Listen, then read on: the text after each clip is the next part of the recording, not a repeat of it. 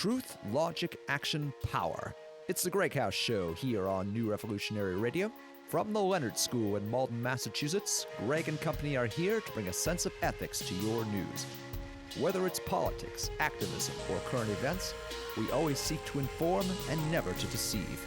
Let's start the show. Welcome to the GreggHoush Show, episode 19. Getting there. Tonight we have, as always, the wonderful Kayla. That's me. As I've been told to call her. Uh-huh. And if you don't, I'll kill you. That's how wonderful I am. Mac. The Mac Attack! It's Return of the Mac! It's Return of the Mac 2! Which was maybe a better movie than the first one, but that's up for debate. And then it's the MacBook. The MacBook, that's a new one. I like the MacBook. I'm going to get a MacBook of all my Mac puns, and I'm going to iMac attack it. The last few weeks we've had a full house, to say the least. We've had, full GreggHoush. 5, 6, sometimes 7 people in the studio, and this week we're gonna try it with 3 and see what that looks like. We've done 3 before. We've had a threesome. You know, we have was it a menage a 3? What is it called? That was like a decade ago you made that offer, and I said no. I just, I want to throw that out there. I actually did, so I'm just gonna. No, I meant on the podcast. We've been a tripod. Wow, there we go. I think they have a different term for that. I wish there was actually a way to make her blush, though. Like, oh, well, see, at this point, I've embarrassed myself so many times. So it's not even worth it. It's not even worth it. There's no more. It's not. So there is so much fun stuff to talk about. And, by fun stuff, I mean, what the fuck? Seriously, like. This week, man.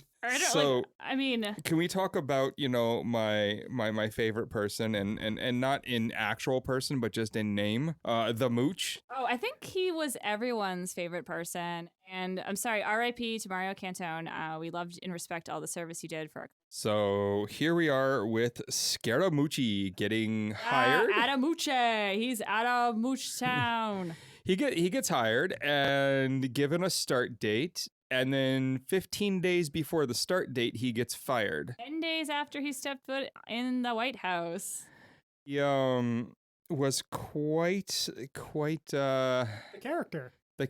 Oh my God. I mean, just watching this guy from the very first moment he stepped in, and every hand gesture he made me feel like this was a New Jersey mobster about to put a hit on one of the reporters. And then it's funny because he just imitated Donald Trump. Some people put out the clips of the Daily Show. Yeah, the Daily Show did it. Some other people put other ones together too that I saw. And it was just they must have both watched the same video training. Oh, I'm sure that the Mooch watched videos of Donald Trump to practice this before. You know what I think he did? I think him and Chris Christie prepped together for their potential White House jobs, and because they both were that they got that New Jersey pig-headed Italian being I'm the boss here, and then they're both kicked out, and they're I guess I'm not the boss. Scaramucci, early in the morning is telling everyone that here's my plans, here's what we're gonna do going forward. Then midday is let go, and and then Trump, has to tweet out that there's no White House chaos. Well, that was before the morning before he was fired, and then it's it was insanity. Still and then it was still up in the air that who was everyone going to report to now that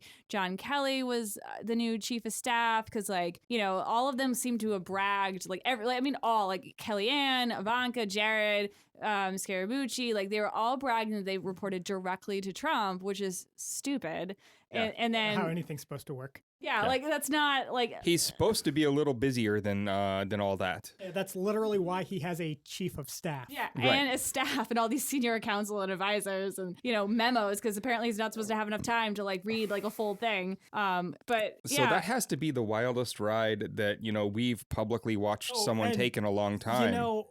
There's been so much just crazy a 10-day there craziness that right? we overlooked the most hilarious part of the entire story, and it's the thing that resulted in him getting fired eventually, and that was his conversation with a reporter that he called to try to get the name of a source that had given information on another story, and then proceeded to go on this long profanity-filled rant about basically the entire White House staff.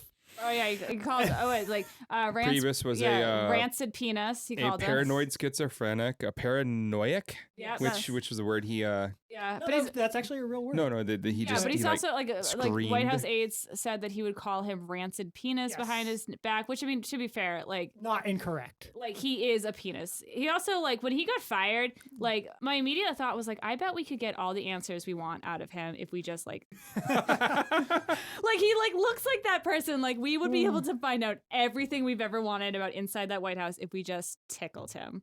But yeah, so Scaramucci does that interview, which is probably First of all, it wasn't really an interview. It was just him calling up well, Ryan Lizza. Yeah. But then The like, Lizza. after that, he goes and like gets mad.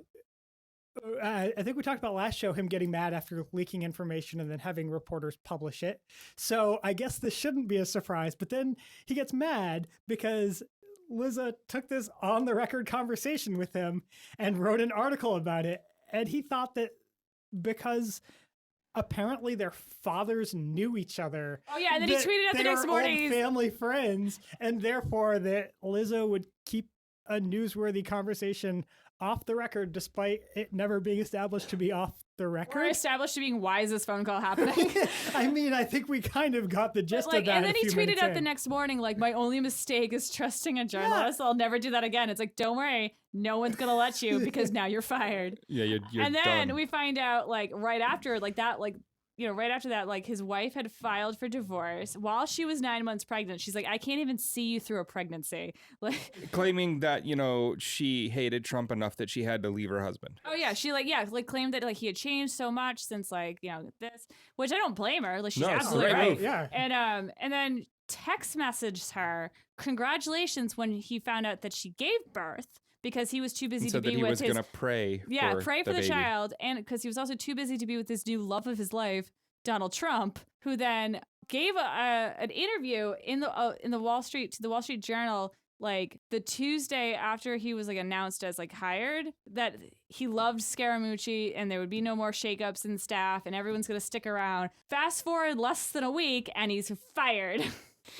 And of course, the person that insisted on his firing is General John Kelly, General Kelly. the new chief of staff, who we also found out, I don't remember if it was just this past week or a little while back, but we know that John Kelly, after James Comey was fired, called James Comey to have a conversation with him and said he was thinking about resigning his position, which was head of DHS at the time. And James Comey told him, no, stay in this position. So the guy that got the mooch fired is a guy that doesn't want to be there and thinks that he should have gotten the hell out of Dodge. Yeah, it's gonna be interesting to see what happens next. Since so much stuff is recorded and so much stuff seems to be leaked, even if in transcript form, the conversation that Kelly and Trump had to have had, that he convinced him that he could come in and that he would have enough control over the staff. And, I want to know because, so far all we've seen from Trump is utter failure, right? His inability to convince anyone of anything, his inability to negotiate, his utter stupidity in almost everything political. Somehow he convinced John Kelly to take this job and convinced him that he would have the power that he needed in order to, get things going here. And I just, that has to be the only good negotiation Trump has done since he got into office, Apparently. right? I can only assume that was John Kelly going, well, if you want me in the job, here are the absolute requirements. You probably just told him sit down and shut up and let me do my job. There was a story that also came out from when he first took over DHS and he got in a shouting match in private with Donald Trump over, I believe it was the travel ban. Probably, They were having a staff meeting and they got in a disagreement, or he got in a disagreement with a bunch of Donald Trump's advisors and then insisted that he needed a private meeting with Donald, which eventually happened, and people outside the room reported hearing yelling from both of them. Well, and then there was I think it was a political article that came out that said aides are saying that like Trump is trying to impress John Kelly since he's taken over as chief of staff by saying that he seems more alert in meetings. And they even and this is a quote saying he's even rattling off stats. Like, are you just talking over her being like 45%? He probably is too. 2% milk. That's what I'm drinking right now. 2% does a buddy good. local milk people. Indeed. So now we have Kelly in place here, and for how long, who knows? But supposedly everyone now reports to Kelly, and Kelly reports to Trump. Now, what's really interesting in that scenario to me is the amount of nepotism that's gone on so far puts in that everyone. Children and stepchildren and in-laws and people like that under Trump now that now aren't allowed to talk to daddy. Except, of course, we know that they're going to go around that. So really, it's going to be just a matter of time. Well, so Ivanka tweets, right? That she's happy to work alongside, not under, Right. not with, not She even made a comment that boss. she's even she's showing up to meetings now. It's like, whoa! You're telling me that a senior advisor to the president hasn't been showing up to meetings until now? No, she learned everything she needed to know from Rubio. Oh, yeah.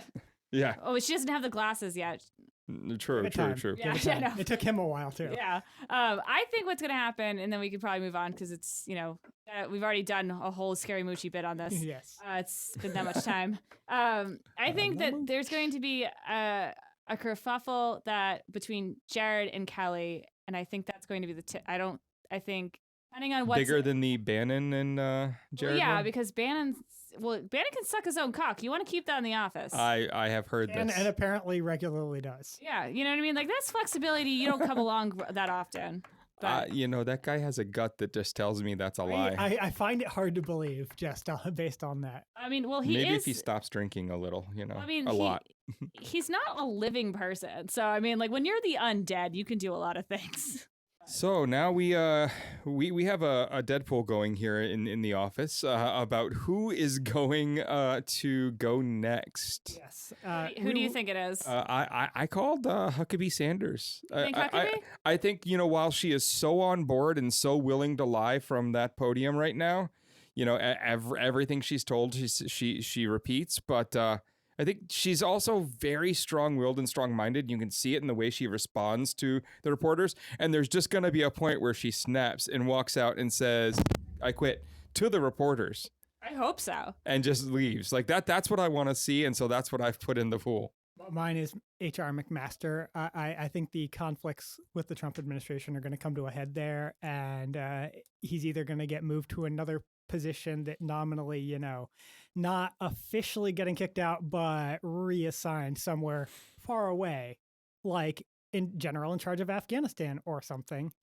And we'll see him leave the senior ranks of the administration. I think I'm going to change a little bit. As I said, Stephen Miller before the show, and I still think he might be on the cusp, but I'm torn between Gorka and Steve Miller. Yes. I don't think either of them is likely to go anytime soon. I don't know. I mean, maybe I'm just putting all my hope of who I want to see go next. I would certainly like to see both of them leave. Don't get me wrong. If I could pick who I could fire next, if it was up to me, it would be Betsy DeVos. But of course. Yeah. I definitely think I think Miller slightly like a forehead higher than Gorka, only because a lot of people on both sides were pissed off about his briefing yesterday. I do want to say, since we're talking about the Deadpool, we have to give some shout outs to our intern, Maddie. She correctly This is round called 2 of the Deadpool, actually, because we had the conversation about will Scaramucci get fired in the next 2 weeks. I personally did not think that was going to happen at the time. She correctly called that it would. So she nearly called the one. day during that conversation. That was pretty good. I mean, it was like the day before it actually happened. So Right. Fair enough. So yeah, we have no idea who she's picked next, do we? I don't remember who she picked. Because I that think might. she's keeping it a secret. I might just go with that. She seems to be a bit clairvoyant here. So the mooch is gone. Kelly's she picked in. Rosenstein. Rosenstein. Yes. Let's hope she's wrong. Yeah. Let's hope she's wrong.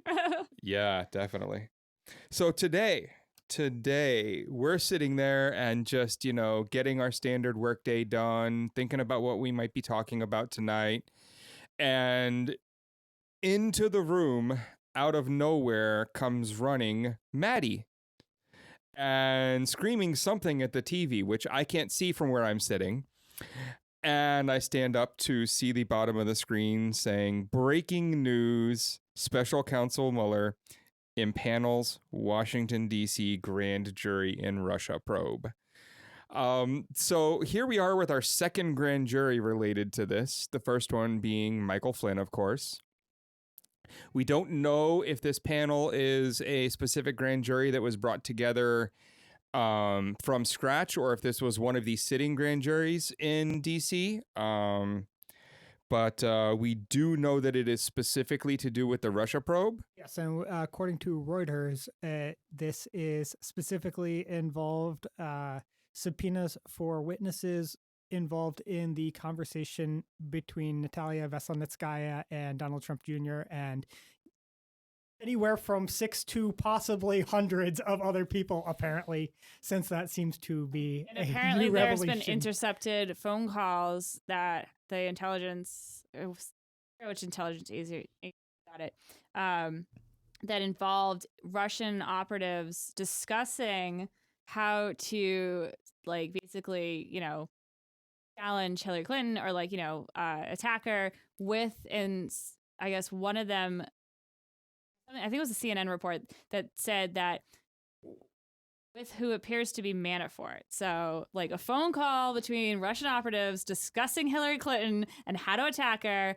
with Paul Manafort during this June 2016 meeting. I am pretty sure it's going to be revealed that was actually a conversation about adopting Hillary Clinton. Yes. Because you know how the Russians love adoptions. Yeah, Yes. they're very, very They're dedicated. very passionate on that about topic. it. Like, they will fly all the way across the country just to talk about it. $100 million budgets. if need Yeah. be. With briefcase full of documents, supposedly. Just Those.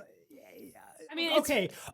According to only one of the people that was in the room, did Veselnitskaya actually, give the documents well, to to Donald be fair, Trump? to be fair, one of the caveats to adopting Hillary Clinton is adopting the 33,000 Trump Jr. emails. Well, no, adopting Hillary Clinton means you have to adopt the 33,000 emails that she's deleted. So Obviously. it's it's a combo package. Like, you can't take one without the other. And that's just a big commitment. Yeah, So. like.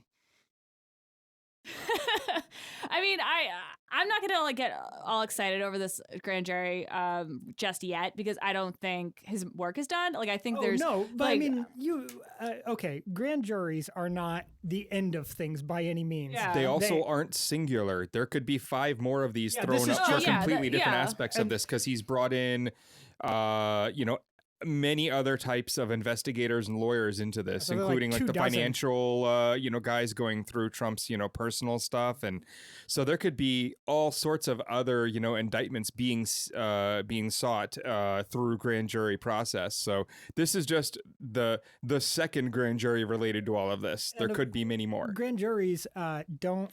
I mean, one of should be. the things that one of the things that grand juries do, though, is that they do indictments, but they're also an important. we're adults here. We're all adults. Totally. They do. Well, I mean, we have the PP tape. Now we've got doo-doo indictments. It's a lot of bodily functions. But grand juries, but anyway, Wow. I'm distracting myself here.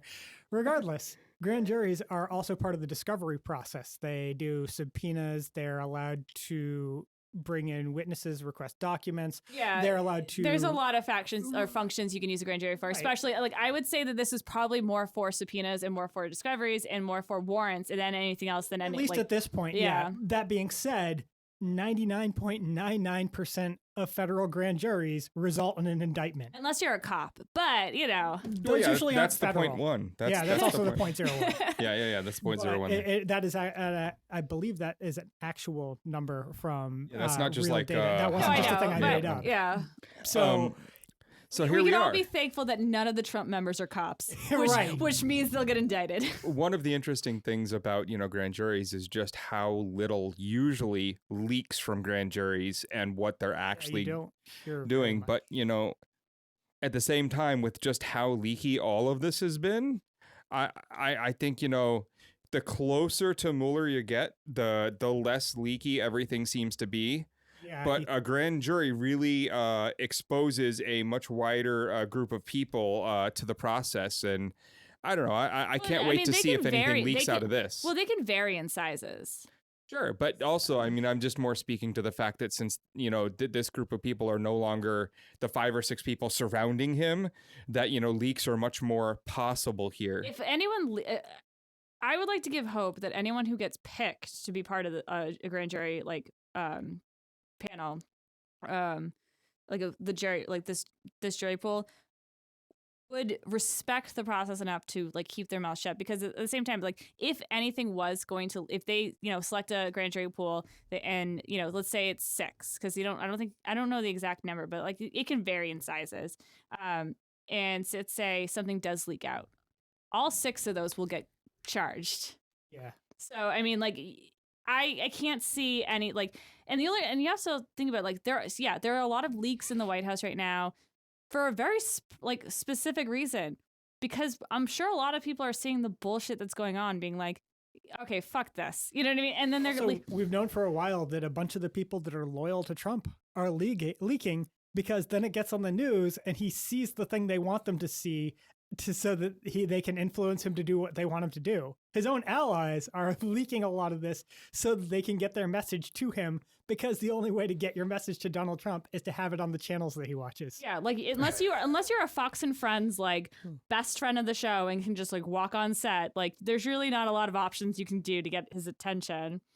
But I mean, the fact that the phone call transcripts leaked out, I would like to believe, and maybe I'm putting too much faith in the faith of society and humanity, I would like to believe that people are doing this because it's they're trying to preserve what's little of our democracy that we have left.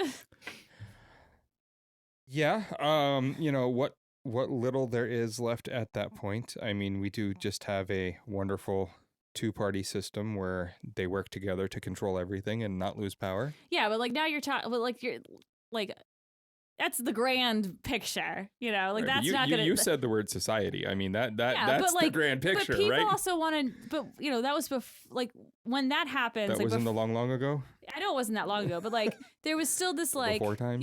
this youth, this euphoria, or this naivete of thinking that even though there's 2 parties that govern, they know how to fucking govern. This guy doesn't know what the fuck he's doing. No, he has literally no idea, and he has been ignoring everyone around him who might have a clue and getting rid of him. I mean, part of all of this interesting stuff with Scaramucci coming in, then going out, Priebus leaving, is by the end of this chaos, almost the entire GOP is gone from his cabinet, his White House. I mean, everything that he's actively alienated all of them too in the process. Right. So we are ending up with people like Jeff Flake. Yeah, that was that op-ed that he did for Politico. I believe it's a section from his new book. Yes. Didn't he blast Trump? But his whole career is the opposite of what he's even saying. Well, yeah, he has voted with Trump on almost every single thing that has come before Congress. So that makes it actually even more interesting that Jeff Flake specifically was saying that they've been overlooking all of the bad and trying to pretend it didn't exist. And what the hell is wrong with our party that we've been doing this for so long? And he didn't come right out and say it, but he at least implied that he actually had contributed to it. There was a he included himself. There was a poll that came out right after that op-ed I saw on Twitter. I think it was Spiro that retweeted it. His approval rating right now in Arizona is 18%. Yeah, it wasn't that low on Monday. Nope. Yeah, it's I mean, I'm sure it was low, but it wasn't that low on Monday. This is getting weird. So now we're going to probably get to see a bunch of GOP people who feel a little more emboldened to pull away. Yeah, it's probably going to take a few months before we really see a whole lot of momentum there, but I think we're going to see 1 or 2 break off in the meantime, much like Flake. And once they start to see that Trump has gotten so unpopular that they can do it with relatively little pushback, at that point, we'll start to see the dam break away and the floodgates open and the entire party abandon him. I mean, he was never part of the party. Yeah, it's not like they have any loyalty to him. No, but they latched on. But that's the most fucked up part. Is they're acting as if they have so much loyalty to Trump because he's he ran on the Republican ticket, got the nominees for the Republican Party. But it's he switched to become a Republican right before he announced his candidacy. So it's I don't understand why they're even acting as if there's some loyalty there. You know, like I I would don't understand if this was like, you know, vice versa. This was Pence with being Pence as president and Trump as vice. Like then I can understand some weird Republican like cocksucking loyalty. But like this absolutely makes no sense. And the fact that like Trump has his entire career has just, you know, alienated people, thrown people out of the bus, you know, it's been impossible to work with, you know, like is a fraud. His entire like career has been built on fraud. And then they're like acting as if they have this like weird like family blood relationship with Trump and they can't break away with it. It's if you look at what happened during the early stages of the campaign when Reince Priebus first signed up with him and sort of made that deal, rancid penis. Yes, made that deal with the devil. Then that sort of since then the GOP never fought against Trump with like the full force of all the resources they could have brought to bear, because a big chunk of the GOP was like, well, maybe we can use him. And they've really tried to hold together so they can try and get, you know, some of their agenda through. And they're trying to make the best of what I think they've acknowledged privately is a very bad situation for them. And they're just trying to, you know, get what they can out of it before they inevitably have to turn on him and dump him. And they're trying to push that off until they can get... Republicans are acting to Trump like the Democrats act towards their base. Like, Yeah. you know what I mean? Like, it's like the fact that it's like we keep pretending like we have this weird loyalty to our base, and then we turn around and we do the exact opposite. Like they're like that's like it's like the same like situation that's like flipped around, but they're like Trump's he's gonna help us with our agenda, and it's like no, he's gonna fucking throw you on the bus whenever he gets a chance if it's gonna help him. Yeah, but they're just hoping that they can, you know, get one of those things through before it's time to throw him under the bus. Yeah, which is the same. Like it's just like it's the same story that like we say about the Democratic Party. It's like it's like oh, they're really here to help us, and they turn around, they make Wall Street better. You know, it's like they loosen up restrictions on Wall Street. So there we are. Now we get to even more fun stuff where the president is finally seriously and strongly connected to possible wrongdoing by the fact that he supposedly dictated the intentionally misleading statement given by Trump Jr. In regards to the wonderful meeting with the Russians. You mean when Donald Trump Jr. tweeted out all the evidence that anyone ever needed to convict? Details. So in response to that, it seems from Air Force One, President Trump dictated exactly what the response should be. And the response was purposefully misleading. And we now know, and we have proof of all of this. And Yes. I'm really hoping that, that leads to more fun for Mueller. Weirdly enough, the reason that we have that proof, I mean, we would have had it either way, but the reason that we do have it is because Donald Trump Jr. tweeted it out to us. I mean, we were going to get dumbass. it. Like, I know, like. But yeah, no, we were going to get it that day. Yeah, the New York way. Times is going to print out the full thing, anyways. But Trump was like, "Oh, I'll beat you to it." I mean, sure, I understand that he was trying to get out ahead of it and make it look like he had nothing to hide, but still, tweeting out the evidence of your crime is fucking stupid, no matter what. And then having one of your stupid-looking lawyers go on the Sunday news shows to repeat the same lie that Trump had nothing to do with this. This was all Donald Trump Jr.'s doing. And, oh, God, it just makes those glasses look even stupider. Good times. So... Oh, good times and collusion high. It's an absolute... It's a shit show. Amazing it's thing. a shit It show. really is. And so the other thing, the interesting thing, so this happens, right? This comes out that Trump dictates this to his son. His lawyer was blatantly lying about this. Then it comes out that the Mueller investigation and stuff like that. So it's like we know these there's the transcripts from the Wall Street Journal came out. And then, like, right as this is coming out, they all of a sudden, the DOJ, he makes the announcement, like, oh, we're going to start investigating, discrimination against white people in colleges. And then, and then he right before that, he tweets out the transgender ban. And then he also, and now he's saying that, he's taking a stance against cutting immigration. So it's like he's doing this purposely because he knows that, he needs to keep his base on his side.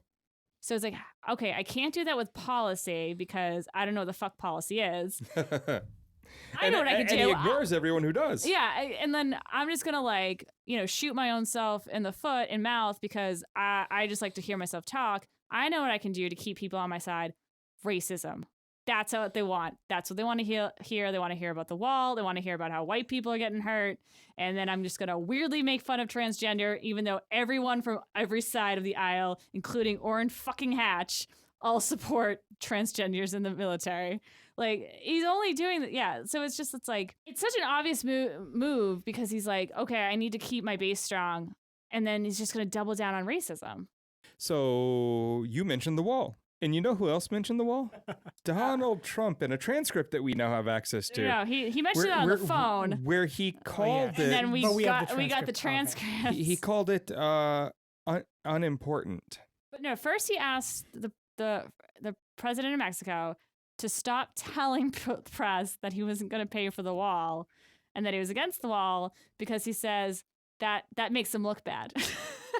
It's mind-blowing. So this, a lot of what came out with the transcripts from these phone calls was all related to the president saying that... it was the phone calls he made his first week in office when he made a whole bunch of phone calls to the leaders, specifically the transcripts from those phone calls from the president of Mexico and the prime minister of Australia got leaked out today in the Washington Post, and they were... They really were. So then... Now we have a president telling us that all these people are blowing up his phone. They are calling his phone and telling him what a wonderful job he's doing, like the leader of the Boy Scouts or the president of Mexico.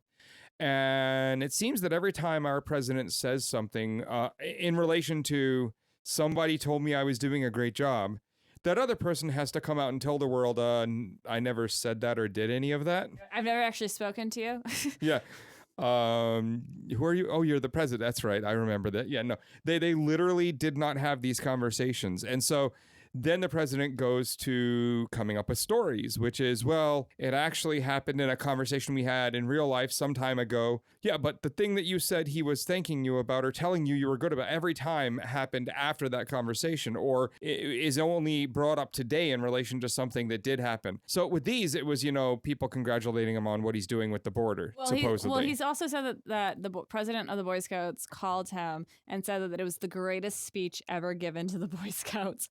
And apparently the White House did concede last night and admit that did not actually happen. Did they concede that after the Boy Scouts put out a statement saying that they were unaware of any such call and then told all the parents of the kids who are in the Boy Scouts that they were sorry and apologetic for the political tone in which this all went? The second time the Boy Scouts apologized for Trump, that's when the White House conceded.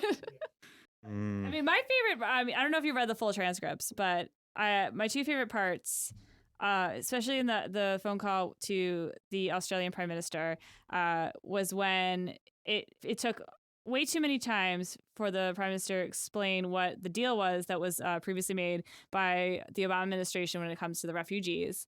And after he explained his stance of why Australia has not accepted the refugees first, which is a different story, but kept bringing up the fact that where he's coming from, his story he's saying is that he's trying to stop the human traffickers, which is a huge problem. Sure, That's it is a very dangerous trip and journey to take these illegal trips, and these people are putting their lives literally in a tiny little boat and hoping for the best. So he's repeatedly telling Trump that, they're trying to stop the boat smugglers. And at one point, Trump goes, "What is this thing with boats? Why do you discriminate against boats?" Because, I get it. It's because they come from a certain region, like the water. That thing that surrounds Australia. Yeah.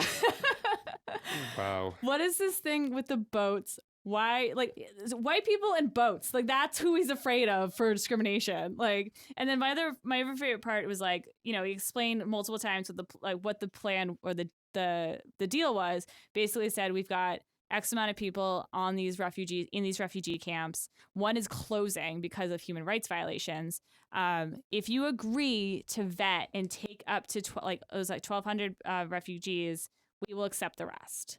And it basically it wasn't even agree to take. It was if you agree to vet up to 1,200, just vet them. Just have your people come in and talk to them, and then if you can do that, you have done your deal. And he's telling Trump, he goes, look, this is the deal. You don't have to take anybody. You just have to vet them. And like, you can do whatever vetting you want, however extreme vetting you want. You just have to talk to at least 1,200 people. We will take the rest. And then he goes around and around because Trump's like, bad deal, bad deal, bad deal. Then all of a sudden he was like, you know what? I'm going to tell the press that I'm going to, I will continue with this deal, but I'm not going to like it. And it's only because of Obama. And I'm not going to guarantee I'm taking any single person. And the Prime Minister of Australia just responds with, that's exactly what I just said. It was like that moment. I was like, this is every woman's conversation with a man ever. Like that's yes. Yes, that is what I've been saying this whole fucking time. Thank you for finally fucking acknowledging it. Indeed. You know, William Shatner would call you out for that line. What? Oh, his favorite thing right now is to go after Miss Andrea on the internet. Miss Andrea's not a fucking thing. It's not a fucking thing. It's not a thing. It's not a thing. It's not a thing. Just like reverse racism is not a thing. Miss Andrea's not a fucking thing. No. William Shatner, you go fuck yourself. I'm so glad that, you know, tonight especially that we've already been vetted for the explicit tag and did not get it on you know, multiple platforms. Because if this was the episode that was submitted, wow. Yeah, that'd probably But yes, so you should go tell him that on Twitter because he loves to respond. In fact, Yeah, he spends wants to hear most of from his you. time on Twitter yelling about SJWs and yelling at SJWs. Yeah. Wait, why? Is he running out of Priceline money? I think Probably. so. Well, he spends too much time on /poll on 4chan. He's an admitted alt-writer who uses 4chan. Isn't he like a 90-year-old man? Yes. Shouldn't he just be watching porn and trying to die? Well, no, the thing that, you know, blows my mind is that Poll? how do you read all those scripts to the most inclusive, seeking equality TV show of all time that you starred in, and be, you know, an alt-right kind of, you know, That's too much mouthpiece. botulism in the brain is how that happens. Seriously. But, you know, that's a whole different story right there. Sorry, that was a little tangent. You got me a little Little heated there for a tangent. second. Yeah. But, you know, another interesting thing from good old Trump this week is he's given a talk about economics, economy, jobs, you know, factories, manufacturing and all that. And he brings up Foxconn and their $10 billion factory that they're going to build and all the training they're going to do. And then leans in conspiratorially in front of, you know, the whole world live, because you can do that with, you know, that many people, and says, but he told me off the record that it'd be closer to 30 billion, that it'd probably be closer, but off the record, but 30 billion. He says this without even like registering on his face that he's doing it. And so, of course, now Foxconn have had to respond to multiple media outlets saying, we cannot comment on that. Yeah, because they're not even guaranteeing they're going to even build this one. Well, this is the second time. Third. Oh, third time. Texas, Pennsylvania, now Wisconsin. Yep, Pennsylvania. That's And right. It's all contingent on whether because with this plan, because me and my father have actually been like kind of focusing have been reading a lot about this. It's kind of like the Saudi Arabian arms deal where he announces that all that money is happening and then it doesn't. No, it's more like this is like And it was negotiated by the previous administration. This is actually more like that time when Reagan fired all the air traffic controllers to bust up the union and then ruined unions forever. It's kind of more like that. Yeah. So in order for Wisconsin, Governor Scott Walker to get this, also this Foxconn manufacturing plant is going to be in Paul Ryan's district. Shocker.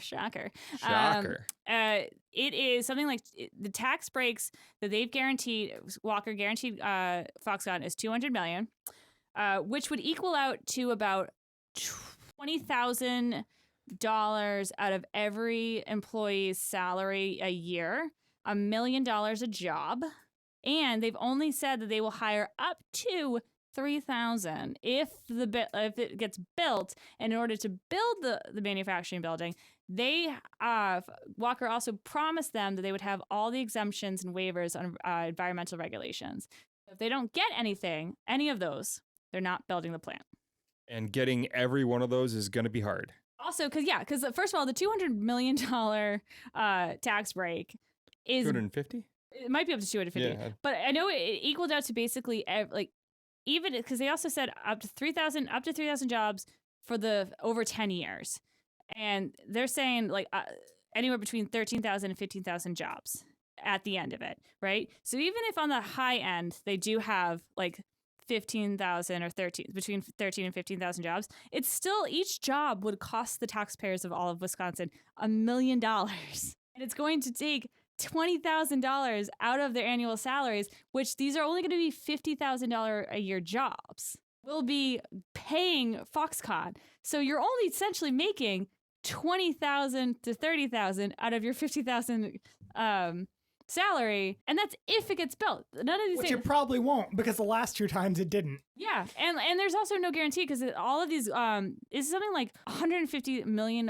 over any other tax break ever in Wisconsin, and the state legislature has to approve it. There's no guarantees it's going to be approved because it's an astronomical number, and to waive every freaking environmental regulation, which means that they can dump all this shit in the water, in the soil. Which, if they're doing, computer chip manufacturing, there's some really nasty shit they work with. Yeah, You the mercury, really don't want mercury. getting dumped. Like, we all know what happens with mercury and stuff like that. Goes right in the fish. And to your brain. Mad Hatters they'll be called the Wisconsin Shakes. Indeed. So now we get to watch as Foxconn don't build a factory. I don't think it's going to But happen. they get all the tax breaks anyway.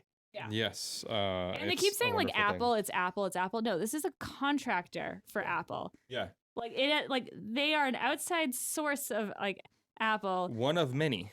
And this is also the same company in which employees in China were throwing themselves off the roof to commit suicide over the egregious working conditions. Hey, they put up nets below the roof line on the buildings. And under every window Yes. that they also put bars on. Right. So, yeah, and they blocked off when I was see, the employees are no longer throwing themselves off the roof. they do care about the Problem employees. Yeah, obviously they solved. do care about their employees. They care so much they don't want them to die. They want them to suffer. So this will be yet another Trump failure as it just, continues down the line of him having accomplished nothing. And I should also make one more mention.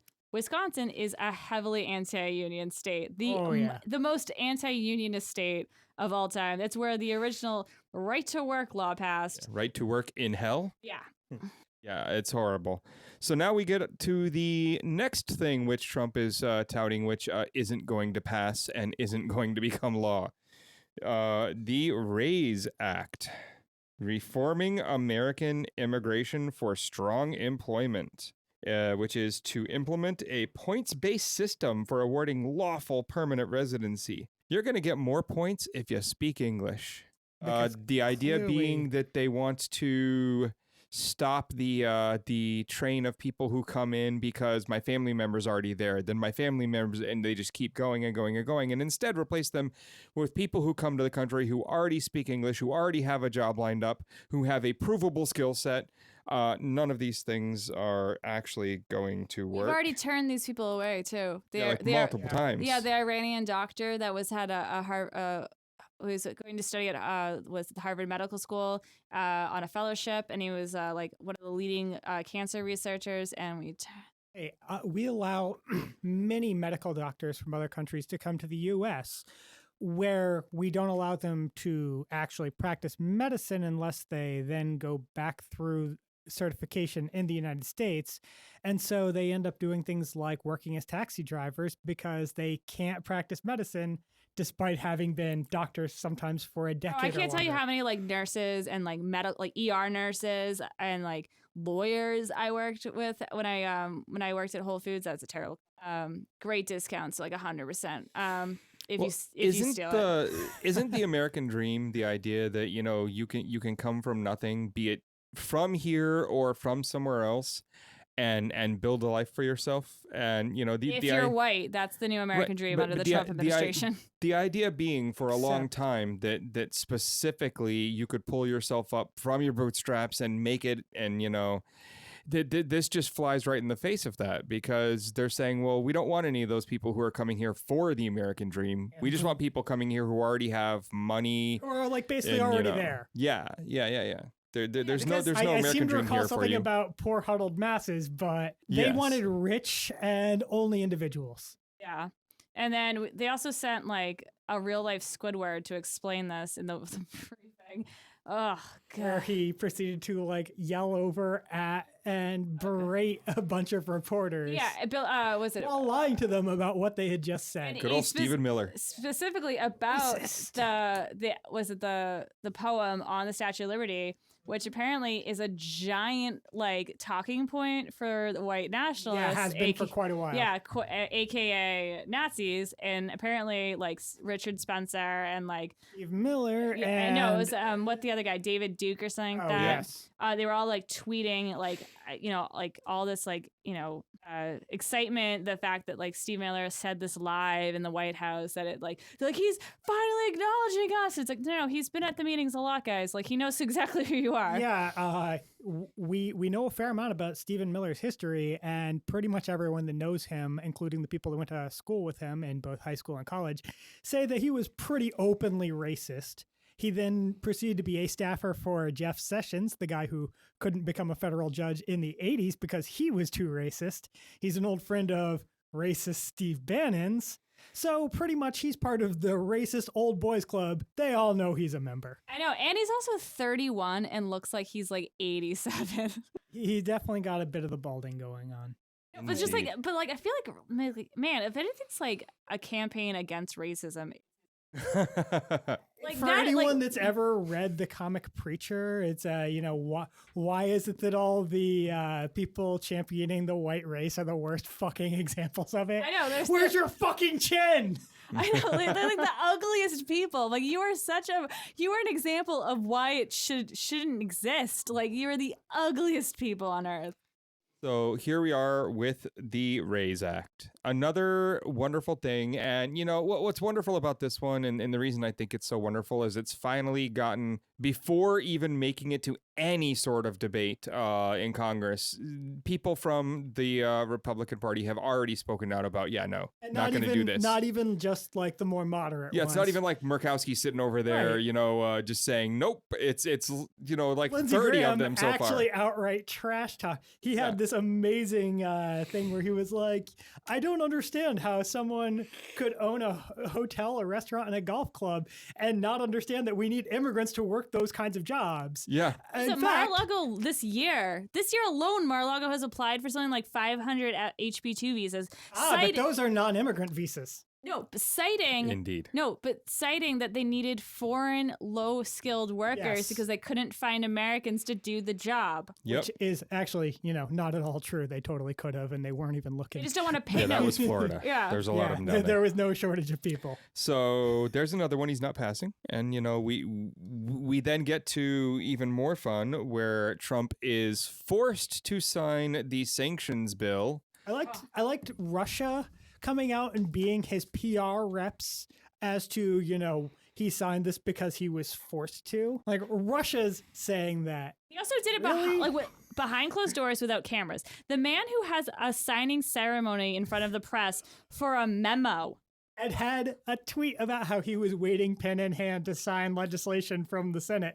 And had then waited rose- a week. And then had a rose garden ceremony when the House passed like a proposal, which was nothing. which wasn't even the same thing that the House Doesn't voted even on. involve the president. Yeah. And he does this behind closed doors, which means I'm like, did he actually even sign it? Like, I know, like, even if he doesn't sign it, like, if they're in session, it's still law. But at the same time, I'm like, is his signature on it? Or is he just saying that it is? I mean, I just imagine he was sitting there, like, visibly pouting when he was signing it. Like, Or he probably made someone like Bannon sign it for him or something. they got the robo-signer in there to do Yeah. it. I mean, they have Steve Munchin on their treasure. They have access to all the They love people robo with signings. those. And then he tweeted out saying that like it was like verbatim at what Putin like put out, right? Like Again, what? when because Vladimir Putin apparently said something about like, oh, Congress forced this, and then he tweeted out essentially like almost verbatim of what Russia said. I didn't see his tweet. I know his signing statement. He suggested that the bill that he was signing was in fact unconstitutional, which you would think would lead you to not sign it and instead try to challenge it in courts. But apparently that's not how this Well, administration yeah, he said he was going rolls. to sign it even though it was unconstitutional, and he was only going to implement it the way he thinks it should be, which isn't how laws work. But it's 2017. What are facts? But then he tweeted out saying that like Congress is to blame for the low Oh yeah, that one. The lowest Russia-U.S. relations, and I was like, really, you think 2017 is the lowest? I seem to recall this Cold War. There was a couple times where that almost went hot. There was like someone named Sputnik that really like pissed people off. Something about a Cuban Missile Crisis. I don't know. It was a funny time back then, but like I'm pretty sure. Yeah, no, this is definitely the lowest. This has got to be the lowest. Look, there was a time when Russia was actively building, doomsday devices so that they could nuke us even after we nuked them. They put a monkey in the space. Now, clearly the worst relationship. Yeah. Like there was a monkey in space. Now there's one in the White House. Probably the same monkey. All right. So there we go. Trump is now forced to sign this bill because even if he didn't, there was enough of a majority on both sides, the House, Congress. No, it wouldn't have been vetoed. If he didn't sign it, it just would have become law. Well, if he had vetoed it, it would have been overridden by the massive majority. They'd already sent the message, we have the votes to override the veto. So I did read an interesting, I think it was on Vox, because apparently, because a lot of Hillary diehards are trolling Bernie on Twitter that I've seen in my feed because he was one of the two senators that voted against the Russian sanction bills. Bernie put out a statement saying, voted in favor of the one that the Senate passed, which was 98-2, and it was like 416-3 or something. He was one of the two senators that voted against it, him and Rand Paul. And Bernie put out a statement saying that the reason he did not sign it is because of they had kind of like buckled in sanctions against Iran and sanctions against North Korea as well as the Russia sanctions. So it wasn't a Russia standalone. Yeah, he was afraid the Iran sanctions might risk the Iran deal that Obama negotiated. And so, the article I read about was saying that like we should be kind of worried about the Iran part of it. Yeah. And was it really necessary to even put Iran in this bill? No, at and all? in fact, he or someone else had an alternate proposal that was just Russia sanctions that he supported. Yeah. And some other people supported and wanted to pass, but the one that had more support is the one that they ended up pushing through. Yeah, because the Republicans hated the Iran deal. So now, like, it just kind of like made me think when I was like, I know we're all celebrating the Russia sanctions. Obviously there's growing, tension with North Korea. There's also growing tensions with Russia because of these sanctions. And, Russia is kind of involved with Iran and is in like Syria and stuff like that. Like, is this going to backlash? Like, is this going to come back and haunt us? There will probably be some element of it that ends up causing some sort of problem down the line. But I see it a little akin to like the infamous omnibus crime bill where, there was a bunch of stuff in there that hurt minorities, particularly Black people, especially when dealing with law enforcement. But there was also stuff like the Violence Against Women Act, which was super important and wasn't going to get passed another way. So like there'll be drawbacks, but there'll also be things that were good and important. I just don't want an actual nuclear war to break out. And then that would definitely be less than. And I would hate for like specifically like Iran to be like, go fuck yourself. And then like, I don't know. Because also I remember seeing like a lot of things that like this Iran deal was actually really good for the people, and I really like want to support the people. And then I also had the scariest thought I've ever thought of is when I was like thinking about like because they kept saying that like North Korea is getting pretty serious. Then I was like, what if the only option to the world's survival? That's a pretty scary thought. Do I want to live in that world? But that kind of seems like that I live in that might world? be our only option. We might actually be there already. Like, possibility. Are we going to have to send Dennis Rodman in all his glory to negotiate with North Korea? Is that going to be the world-saving move? I mean, who's to say we haven't already? I mean, When was the last time you heard from Dennis Rodman? When he went last one over there. Yeah, just a few months ago, right? Yeah, I mean, I'm sure he's probably still there, kicking it with like Kim Jong-un because like they're besties. very strangely. I mean, I guess it makes sense. That is a strange world, and I don't want any part of it personally. I Too am bad done. you're already in it. You're already I'm in it. That is the done. world I'm we out. live in. Dennis, we got to talk. All right, we got to talk. I got some things to say. That would be a great episode if he came This in. is me asking right now. You're on the show. We're gonna make this happen. We got to talk. Yeah.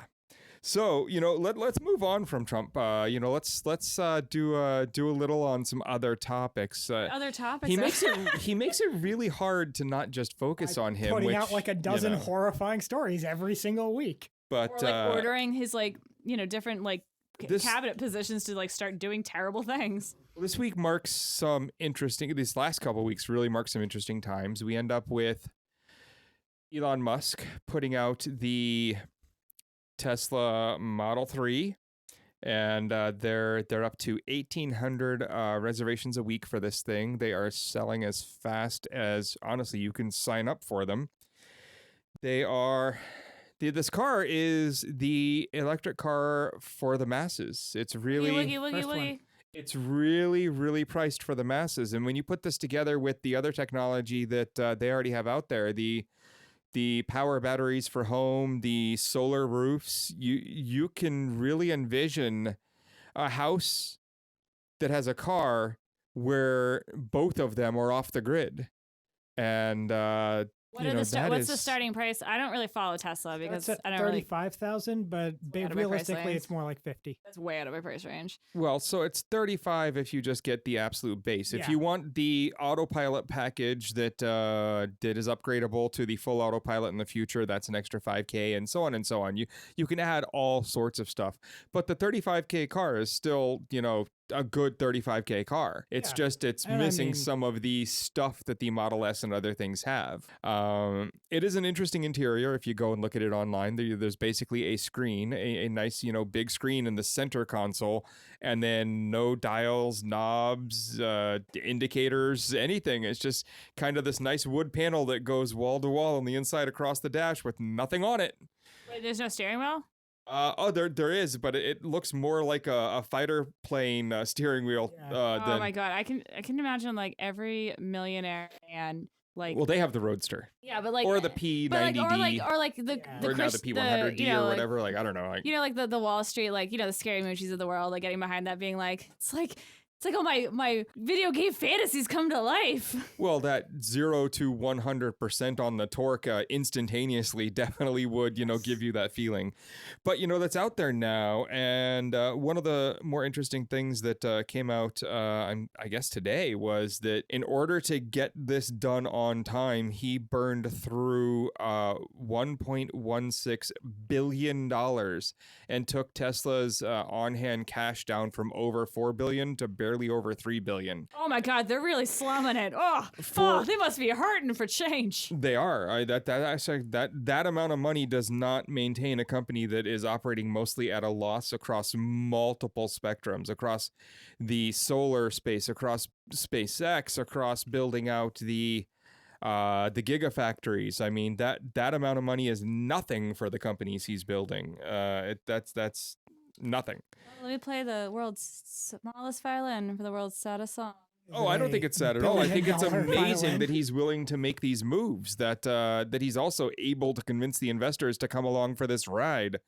We need these cars. We need the solar roofing as cheap as it can be. We need the ability to store and use when needed at home for the power from the solar panels.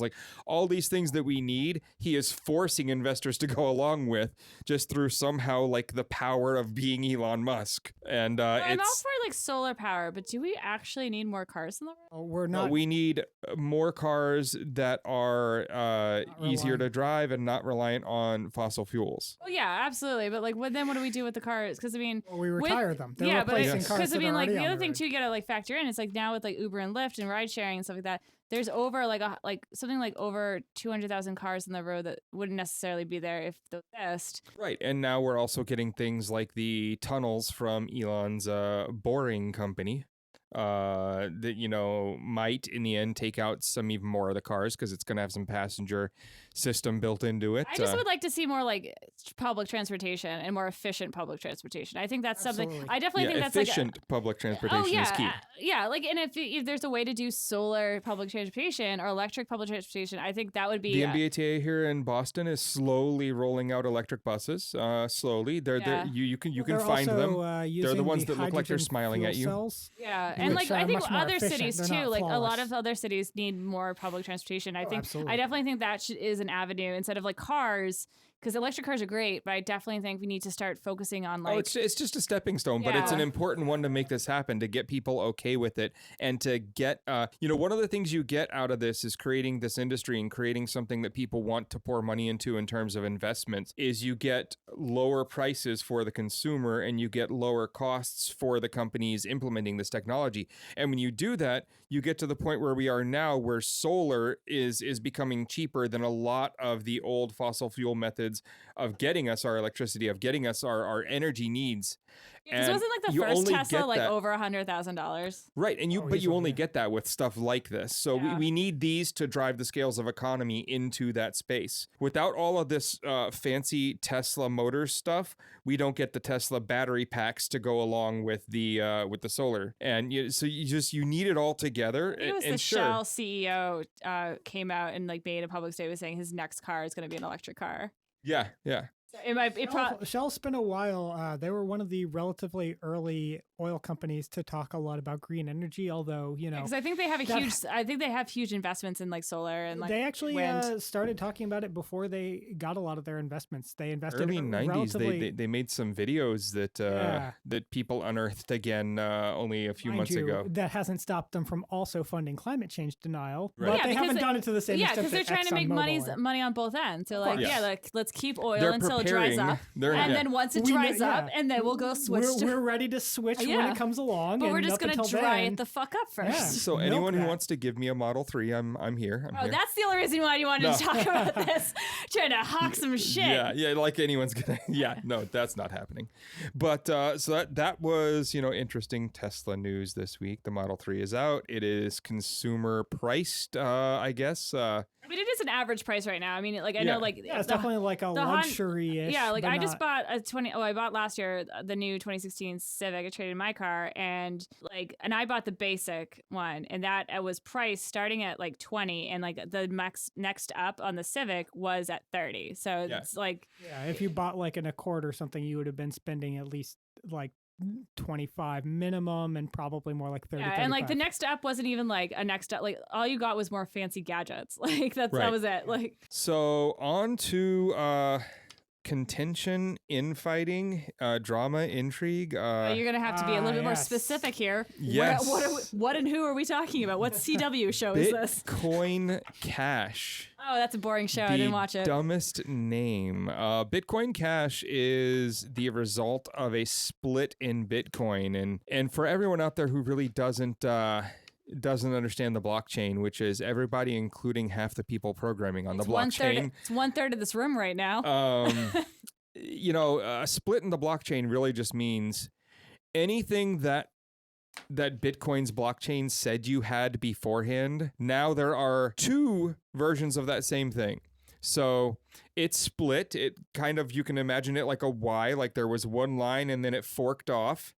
And so now on the one going to the right, you've still got Bitcoin. You've still got the same old thing. You can ignore the one going off to the left like it never happened, and your Bitcoin is just your Bitcoin, and it still works everywhere it worked. And you can put your fingers in your ears and go, la, la, la, I don't see anything. And then over to the left over there you just described every morning for me. There's this other line, spreading off into the distance. And if you want to pay attention to it, well, every coin you had when it split is also over there. So when they did this, if you had 10 Bitcoins, you now have 10 Bitcoins and 10 Bitcoin Cash. And they basically just printed money. And it was interesting watching the day they did it because no one knew what that would do. Was Bitcoin going to tank? Was it going to drop below $2,000 again? What was happening here? And it really didn't. I mean, it didn't seem to affect it that much. Little up and down that day, but nothing special. But then Bitcoin Cash, That thing went 200, 400, 600, 700, then crashed again the next day, back down to 300. Now it's somewhere riding 400. But, again, if you had 10 Bitcoin, before the split, that's just $4,000 just made Free out money. of nowhere. Now, that sounds great, right? Except I'd love to see you turn that into USD. I would love to see you turn that into real cash, because right now it's kind of hard to do. They have not been accepted enough into all the other exchanges. Just the Bitcoin Cash or Bitcoin Cash. Yeah, because I know some places are now actually taking Bitcoin. Oh, there's tons of Bitcoin that's been going ATMs for a here in while. Boston. Yeah, I mean, I swear to Bitcoin's God, all over the place. I swear to God, when I was doing at my job earlier, like I went some medical provider. I think there was like a Bitcoin option. Yeah, it's everywhere, but Bitcoin Cash is not. So you find companies like Coinbase, where a ton of people have Bitcoin stored, and they use Coinbase to buy and sell Bitcoin, and also as a wallet to buy and sell other goods around the internet on. They decided to ignore Bitcoin Cash. And so they don't recognize its existence. So everyone on that platform that had Bitcoin sitting on that platform did not get all that free money, supposedly free money, that's kind of sitting there that you still can't really turn into cash unless you work really hard, because there's just not many people buying it. And there's only a couple places where you can do it in the first place. But so none of them got any. And Coinbase said, we're not dealing with that. We're ignoring it like it didn't happen. And the users are now saying, but all that value should be ours. What, are you going to keep it? Are you secretly taking all those free coins? And Coinbase's response was, no, we're literally ignoring their existence. That didn't happen. We don't know what you're talking about. They're treating it like it's an alternate universe that went off somewhere, and they didn't see it, Well, I mean, Bitcoin's already in an alternate universe. It is definitely an interesting beast, but now the users of Coinbase are threatening to come together and sue over the fact that they did not enable the Bitcoin Cash and give them all these free coins. So the separation. So the separation, the reason So for was this it. someone's idea, or did this happen automatically? So what happened here was there's a problem with the Bitcoin blockchain and the way it deals with transactions, and there is this technical limit coming up in which it's going to become basically how to put this? It's going to become really hard to actually deal with the load of transactions and to deal with the sheer number of people using the coin on the old version of the blockchain. And so they needed to do something to make it capable of handling the new volume, the sizes of these transactions. And so there were competing proposals. One proposal comes from the core developers, the people writing the code behind what people refer to as Bitcoin and kind of the official client and server. And then you've got the miners, the people who actually have thousands and thousands of computers out there sitting in giant data centers who are actually doing all of this calculation and storing and running the blockchain. So I'm every time you say blockchain, what pops in my head is the image from Snow White and the Seven Dwarfs. The dwarves are going to work and they're just like chinking along, like hammering on like the rocks. You can imagine it as just a giant file that every new line in the file is I another like my block seven of dwarves working. every new and line is just another piece and then of like math. singing hi ho, and like that's just like the image in my head every time. That's kind of what the mining computers are doing, if you want to use that analogy. Who plays Grumpy? I gotta say, the Segwit 2X people probably are playing Grumpy right now. So what happened was you had the miners whose computing power really makes Bitcoin happen and who therefore have a lot of power. And then you have the programmers who also, without them, you don't have Bitcoin. So you've got these two powerful factions who are slowly walling themselves off from each other in a way where we've got two camps that now dislike each other and disagree. And on one side, the miners have their proposal. And on the other side, the programmers have their proposal. And these are very different proposals that cannot be brought together in any real sense. There's not going to be a way to make these two things agree with each other. Like a mathematical disagreement? Or is it like an ideological disagreement? It's an ideological disagreement. The miners want to do something that will basically make it more and more easy for governments governments to be okay with this. It will make it easier for huge financial institutions to be okay with this. It'll keep it going down that path of more and more greater acceptance, and also leaning in a direction where a pool of people that have a serious amount of power over what Bitcoin does and is can influence it really strongly. Whereas the programmers are still, fighting for that original dream from the original, basically manifesto that Satoshi put out saying, this is the libertarian dream. This is unregulatable, your own value that you put on it, and no one has control and no one can stop you. And, so you've got these two ideologies. One is going slightly more mainstream and more control, and the other wants to keep control in the hands of the end user. And yeah, because now they're worth money. So now they see how much they're worth money. Now you have the one faction that's trying to extract the maximum amount of profit, and the other which one is the miners. And the other one that's still trying to the root of all evil is money. And so, no, the love of money. Say it right. Money is money is money. It's always evil. So here we are with these two factions, both with different ideas. And about, I don't know, a month ago, it looked like maybe the programmer side was called Segwit, SEGWIT. That was the name of their fix. And someone came up with a slight variation on their fix that brought it closer to the miners, but not exactly close enough for the miners, but maybe it would buy us some time. Let us implement this one. We'll all stay together, and then maybe in 6 months, we'll revisit your problems, miners. And it looked like maybe we're at least going to have a conversation. But no, what the miners actually did in the background was just get it prepared, and then on August 1st, do exactly what they said they were going to do, and they forked. And now there's Bitcoin Cash, and it's their own thing, and it's off on the side, and nobody has any real idea whether it survives, whether it gets enough users, whether it gets accepted by enough of the exchanges that you can start trading it for other coins and get real value out of it. Now there's a couple exchanges allowing that, but there's not enough volume on those to make it where you can actually get your money out of it. Coinbase a separate entity from Bitcoin? Coinbase is just some company, Okay. so there's tons of them. Well, so my next question is, you said that they're thinking about, some people are thinking about suing because the value of the money, and Well, so Coinbase decided. Who do you sue? Well, so no, Coinbase is a company that allows you to store your Bitcoin with them, allows you to buy Bitcoin, allows you to trade Bitcoin for other coins, and allows you to spend Bitcoin. So they are a facilitator. They are like a bank. And payment processor. And payment processor. So imagine they are Bank of America and First Data. Yeah, so, they are your bank and your payment processor. The Bitcoin owners, if they're thinking about suing, who do you sue? They don't want to sue over the split. What they want to sue over is specifically Coinbase has decided to ignore Bitcoin Cash, and by ignoring it and not adding it to their platform, all these people who would have Bitcoin Cash in their account, because you get the same amount of Bitcoin Cash as you had Bitcoin, they aren't getting that Bitcoin Cash. It's not being given to them. This is Coinbase's choice not to give it to them.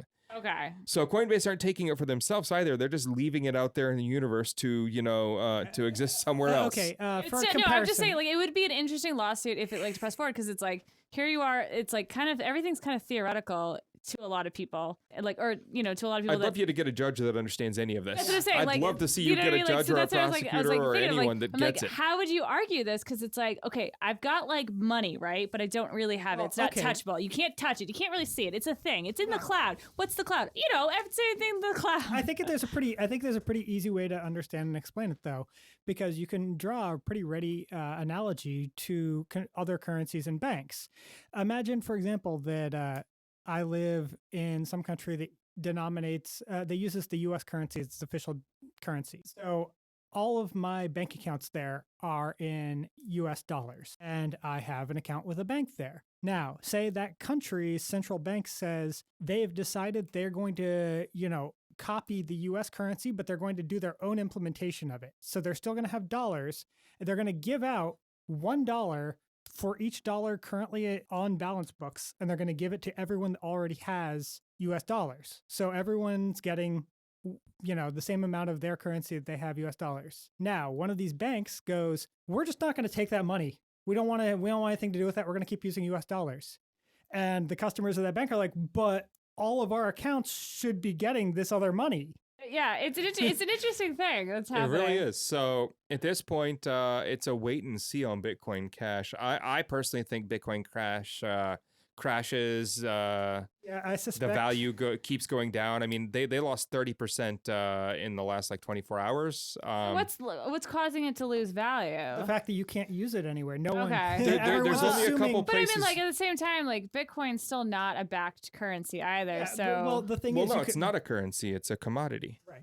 yeah. I mean, it's sort of a Specifically. currency, but it is definitely a Well, it commodity. depends on which it's a country you're in. If right. you're in Japan, it's a currency. commodity. Well, if you're in Japan, it's a currency. If you're in China, it's a currency. If you're in America, it's a commodity. But it's becoming, Well, it's like a commodity because right. you can still You can use it as it's use a it as commodity either. that can be used as a currency in Yeah. some It's cases. it's but exactly but like America gold. also Yeah, exactly. but America also likes Wall Street and stock market, so it's a lot of our money is just commodities and investing, anyways. Right. Stock market shares isn't money, but we value it as money. Right. Well, the thing is that there's basically the reason that it's crashing is that, first of all, you have a bunch of people that have it that are seeing that it's worth a bunch of money right now, and they're not sure how viable it will continue to be in the future. So they're just trying to get as much money out of it as they can, which means that they're selling, trying to get money, which means they're accepting maybe the lower end of the bids, which drives People down aren't the price. buying. Right. So it drives So down the price is just going down. I wonder if someone shorted the stock. I'm sure someone found a way to short. I'm sure Someone always someone finds a way to Carl short Icahn. everything. It's Carl Icahn. I can But, already smell it. There's also the problem that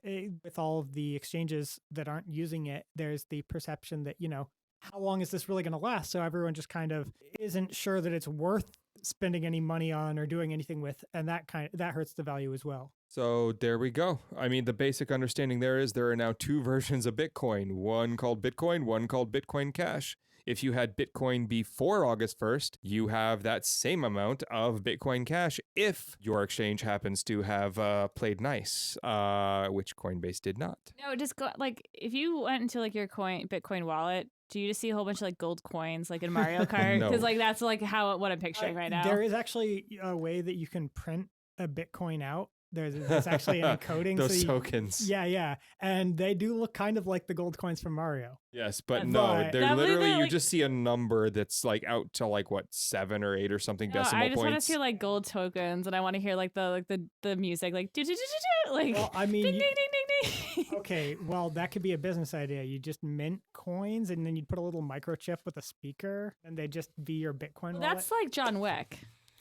So let's get out of this one. Let's Where do we let's go? end with this right here because but we still have to sit. Right before we end, let's just give one hurrah that healthcare is over. Yeah. For now. now. For for now. now. We- Yes. I mean, that is where I was going, so there you go. Yes, so we are ending with everyone being happy that healthcare is currently not the top of the debate pile right now. Finally, for the moment, given up on that shit show. It looks, until September 5th when the House comes back. And you never know what's going to happen. But I mean, Yeah. at least we can have somewhat of August vacation, not worrying that, healthcare is going away. So next week we will, through leaks, probably find out what the actual focus of the grand jury is that was announced today. Or we'll just find because out more everything is transcripts of leaking. phone conversations between the Trump campaign and Russia. Also that Donald Trump was actually in the corner of the room during We will the Donald talk Trump about- Jr. Probably meeting. tweeting. Probably one of those tweets happened as that meeting was happening while he was in the room. I'm We'll sure find out next week. Yeah. we will be able to talk about the multiple times during talks with the press where someone said, but Trump said it was a phone call and you just said it wasn't, so he lied? And then Sarah Huckabee Sanders has to say, no, I wouldn't call it a lie. I think there's going to be, what do we want to count this? Well, 4 or 5 more times where she has to cover for we his should probably lies start having an in the next over-under week. betting pool there on that. should Some definitely of be. the I screenshots. bet if we were in London, there are shops taking that bet right now. Some of the screenshots of her face, you can tell her eyes a twitch away from exploding.